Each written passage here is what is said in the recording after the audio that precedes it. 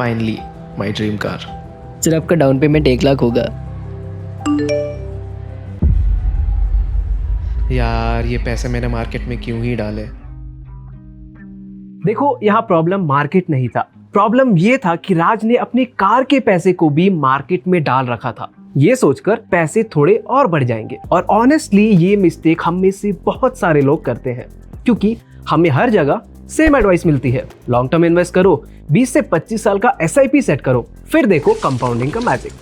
देखो ये एडवाइस गलत भी नहीं है, लेकिन यहाँ पर एक सिंपल सवाल है, अगर आपको ये पैसे 6 महीने से कुछ 1 से 2 साल में चाहिए तो उसको कहाँ रखा जाए। और आज की इस वीडियो में हम एग्जैक्टली वही समझेंगे।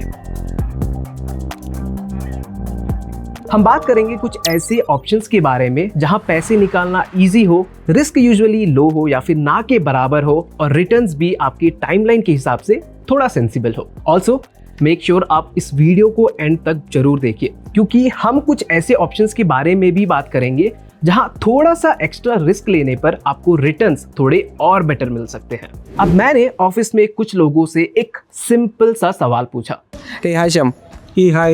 So, what's your short-term financial goal for now?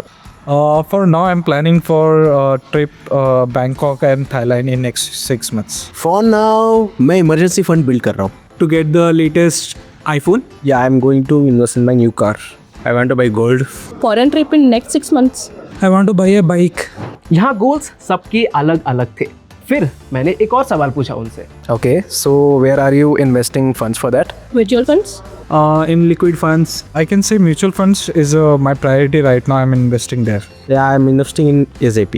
I'm investing in SIP. Some mutual funds and some stocks. Mutual fund. अब इससे हमें एक चीज बहुत क्लियरली समझ आ गई, सभी लोग इन्वेस्ट तो कर रहे थे, पर किसी ने अपने टाइमलाइन के हिसाब से इन्वेस्टमेंट नहीं किया था, और यही मिस्टेक सब में कॉमन है। ओके, तो शॉर्ट टर्म इन्वेस्टिंग का एक सिंपल रूल है, the goal shouldn't be about maximising the returns but to safeguard your money. क्योंकि शॉर्ट टर्म गोल्स के साथ एक बेसिक प्रॉब्लम होता है, आपके पास टाइम बहुत कम होता है, और जब टाइम कम होता है तो मार्केट का वो वोलेटिलिटी डेंजरस साबित हो जाता है। फॉर एग्जाम्पल 2020 कोविड टाइम का वो मार्केट क्रैश जहां निफ्टी 50 ऑलमोस्ट 38% गिरा था पीक से।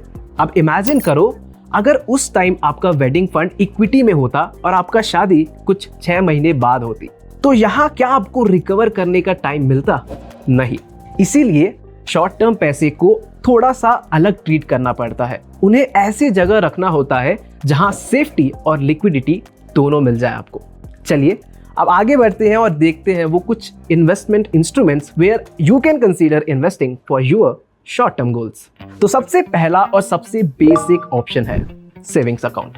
अगर आपको अपने पैसे अगले 4 से 5 महीने में चाहिए तो ऑनेस्टली सेविंग्स अकाउंट एक बहुत बेस्ट ऑप्शन है। हाँ, यहाँ आपको थोड़े रिटर्न्स कम मिलेंगे, लेकिन लिक्विडिटी इंस्टेंट होती है और रिस्क भी ना के बराबर होता है। और शॉर्ट टर्म गोल्स में कई बार रिटर्न से ज़्यादा इंपॉर्टेंट होता है लिक्विडिटी, इसलिए इसे इन्वेस्टमेंट मत समझो, बल्कि consider it as a parking space. और यूजुअली इमरजेंसी फंड का फर्स्ट लेयर यही होना चाहिए। अब अगर आपकी टाइमलाइन थोड़ी लंबी है, मान लो 6 महीने से कुछ 2 से 3 साल का, तो यहाँ पर you can consider investing in fixed deposit, जो कि एक सिंपल और बहुत प्रैक्टिकल ऑप्शन है। एज FD थोड़े प्रिडिक्टेबल होते हैं, जहां आपको एग्जैक्टली पता होता है कि आपको कितने पैसे मिलेंगे और कब मिलेंगे, और शॉर्ट टर्म गोल्स के लिए ये प्रिडिक्टेबल ही काफी यूजफुल होता है। प्लस एक और इम्पॉर्टेंट चीज, यहाँ पर इंडिया में बैंक डिपॉजिट्स 5 लाख तक इंश्योर्ड होते हैं पर बैंक पर पर्सन। तो FD आपके लिए बेस्ट है अगर आपका अमाउंट फिक्स्ड है, डेट फिक्स्ड है और आपको ज्यादा रिस्क नहीं लेना हो तो। अब अगर आप एक साथ लमसम अमाउंट इन्वेस्ट नहीं कर सकते और हर महीने थोड़े थोड़े कर सेव करना चाहते हो, तो you can consider recurring deposit, जो कि आपके लिए थोड़ा ज़्यादा यूजफुल हो जाता है। इसमें हर महीने आपके अकाउंट से ऑटोमेटिकली एक फिक्स्ड अमाउंट डिपॉजिट होता रहता है। रिटर्न्स यहाँ पर यूजुअली FD जैसे ही होते हैं, प्लस एक हिडन बेनिफिट होता है, डिसिप्लिन। लाइक अगर आपको पता है कि आप खुद से सेविंग नहीं कर पाओगे, तो वहां पर आपको डिसिप्लिन रहने में हेल्प करता है। अब तक जो ऑप्शंस हमने डिस्कस किए वो मोस्टली बैंक बेस्ड थे, लेकिन अगर आप थोड़ा और रिसर्च करो, थोड़ा एक्सप्लोर करो, प्लस थोड़ा सा एक्स्ट्रा रिस्क लेने के लिए रेडी हो, तो यहाँ पर एक और कैटेगरी मिलता है जो शॉर्ट टर्म इन्वेस्टिंग को थोड़ा और इंटरेस्टिंग बना सकती है, लिक्विड म्यूचुअल फंड्स।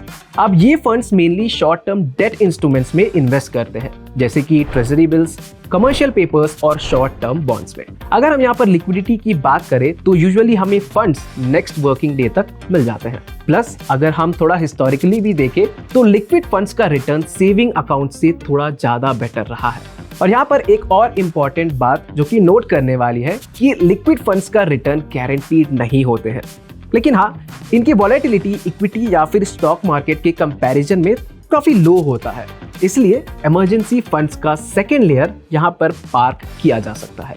ओके, अब अगर आपका यहाँ पर टाइमलाइन 2 से 3 साल का हो तो आप एक और ऑप्शन कंसीडर कर सकते हो, short term duration date funds. अब ये वो फंड्स होते हैं जो कि लॉन्गर ड्यूरेशन बॉन्ड्स में इन्वेस्ट करते हैं और इसलिए इनका रिटर्न्स भी एफडी से थोड़ा ज़्यादा बेटर होता है। लेकिन यहाँ पर एक डिफरेंस है, यहाँ इनका एनएवी थोड़ा फ्लक्चुएट कर सकता है। इसलिए अगर आपका गोल क्लियर है, टाइमलाइन 2 से 3 साल का है और आप थोड़ा बहुत फ्लक्चुएशन टॉलरेट कर सकते हो, तो ये ऑप्शन कंसीडर किया जा सकता है। ओके, अब इन सारे ऑप्शंस के अलावा एक और ऑप्शन है जो कि काफ़ी लोग इग्नोर कर देते हैं, वो है ट्रेजरी बिल्स। अब treasury bills basically government of India के वो शॉर्ट टर्म बोरोइंग इंस्ट्रूमेंट्स होते हैं जहां ये जनरली 91 डेज, 182 डेज या फिर 364 डेज के लिए इशू किए जाते हैं। आप इन्हें डिस्काउंट्स पे खरीदते हो और मैच्योरिटी पे आपको इसका फुल वैल्यू मिल जाता है। Now as a retail investor here you can also invest in this through RBI retail direct platform. अब यहाँ पर क्रेडिट रिस्क भी बहुत लो होता है क्योंकि इशूअर यहाँ गवर्नमेंट खुद होती है। Okay, now to conclude all of our investment options for short-term goals and make a simple framework out of that, then here is what we will get. अगर यहाँ पर आपका investment goal कुछ 6 months तक का है, तो you can consider investing on savings account या फिर liquid funds में। और अगर यहाँ पर आपका investment goal कुछ 6 months से 12 months का है, then you can consider liquid funds, FD और RD।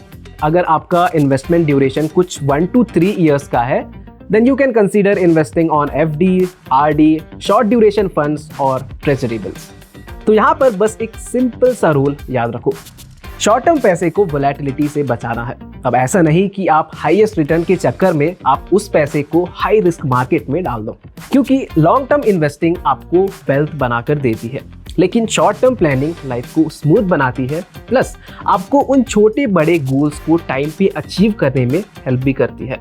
चाहे वो आपकी बैंकॉक या फिर गोवा की ट्रिप हो, आपकी वेडिंग हो, नई कार का सपना हो या फिर इमरजेंसी फंड ही क्यों ना हो। अब आप हमें कमेंट्स में बताएं आपके नेक्स्ट फाइनेंशियल गोल क्या है और उसके लिए आपके पास कितना टाइम बचा है। And that's all for this particular video. मिलते हैं अगले वीडियो में, तब तक stay smart and invest money smartly.